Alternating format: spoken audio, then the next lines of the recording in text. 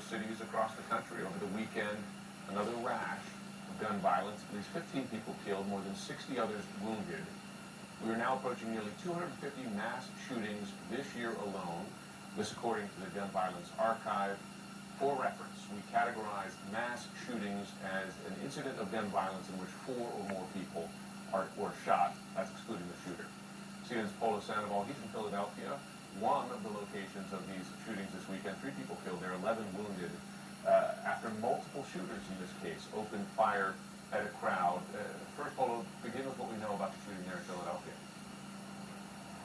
And Jim, unlike those cold-blooded massacres that we saw play out, or at least carried out in Buffalo and Tulsa and in Texas in recent weeks, this started as a street brawl. But it very quickly took a violent and deadly turn when some of the individuals that were involved in that street brawl, according to police, used firearms to open fire, sending people here in Philadelphia's South Street District scrambling for safety. In the end, 3 people were killed with about 11 people injured. Investigators believe that among the dead was one of the individuals that was involved in that scuffle.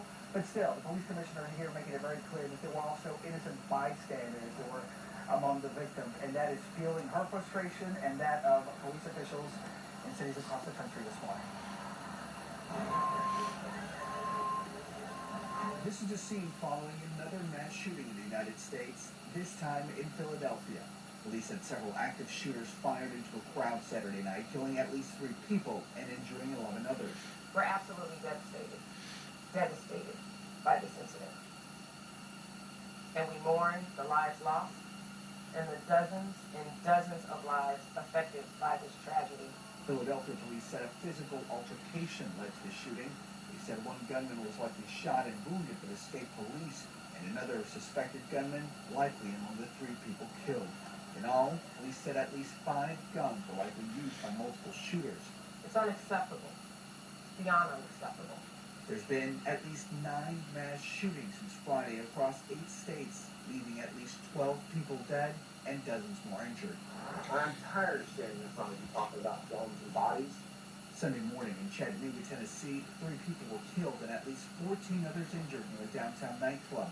Police said some of the victims were hit by bullets, while others by fleeing cars. There are families whose lives have been shattered forever because once again we had people deciding to resolve their issues with violence. Another shooting at a bar, this one in Mesa, Arizona. 2 people dead, 2 more injured.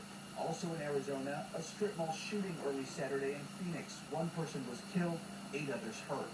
I heard over 100 gunshots going off. A group of people that just started running like every different direction. Phoenix police said the person killed was a 14-year-old girl.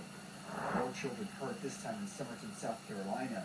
Police said a drive-by shooting at a graduation party left 1 woman dead and 7 others injured, including 5 minors ages 12 to 17 years old.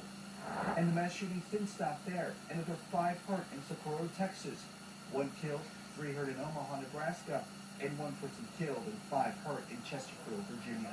I was almost asleep and heard numerous gunshots, 20 to 40, woke me up instantly.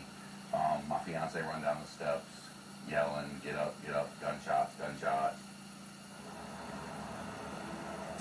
And that list does continue to grow as we've now confirmed that another shooting in Saginaw, Michigan, left 3 people dead back here in Philadelphia. I can also tell you that even before that mass casualty incident that took place on Saturday night, a pregnant woman involved in a separate, non-related shooting was killed. However, doctors were able to save her child, but really just fueling those frustrations, not just of the country, but really here in Philadelphia as well. As we heard from the police commissioner say yesterday, Jim, that she worries that she will continue to see this steep increase in cases, and there's a very real concern among law enforcement here in Philadelphia alone that the rates of these kinds of shootings might either match or maybe even surpass the record number of shootings they saw last year. Consistent warning from law enforcement in many cities around the country about gun violence. Polo Sandoval, thanks so much.